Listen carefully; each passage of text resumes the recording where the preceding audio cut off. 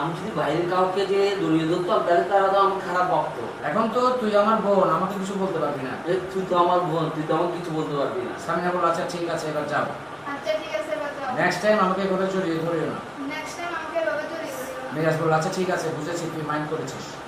আচ্ছা বুঝেছি, তুই মাইন্ড করেছিস। এই বলে মিরাজ সেখান থেকে চলে গেল। কাট। অ্যাকশন চুল ঠিক করতে থাকে। আমার ক্যামেরা দিয়ে লুক দিবেন না, নিচের দিকে এমনি এমনি দিকে চলে দিকে। হাসি হাসি যাবো। রোলে আছি তো। মিরাজের ছোট বোন সামিনা এই ড্রেসিং টেবিলের সামনে রূপচর্চা করছে, সেখানে মিরাজ গিয়ে বোনের পিছন দিক থেকে জড়িয়ে ধরলো। সামিনা তার বয়ফ্রেন্ড মনে করে বলছে, এই কি করছো তুমি, এভাবে কেউ দেখে ফেললে তো ভিডিও করে রাখবে। এই কি করছো তুমি, এভাবে কেউ দেখে ফেললে তো ভিডিও করবে। ছেড়ে দাও। বলে পিছন দিকে তাকাতেই দেখলো ছেড়ে দাও। তাকাও, সামিনার বড় ভাই। নিজের ভাই কিভাবে এভাবে সামিনা অবাক হয়ে বলল, ভাইয়া তুমি আমাকে এভাবে জড়িয়ে ধরেছো। ভাইয়া তুমি আমাকে এভাবে জড়িয়ে ধরেছো। মিরাজ আমতা আমতা করে বলল, না মানে ইয়ে।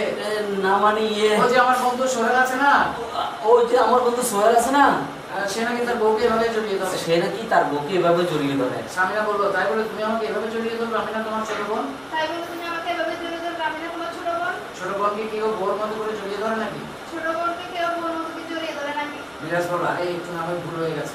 আরে না হয় একটু ভুল হয়ে গেছে। আমি যদি বাইরের কাউকে জড়িয়ে ধরতাম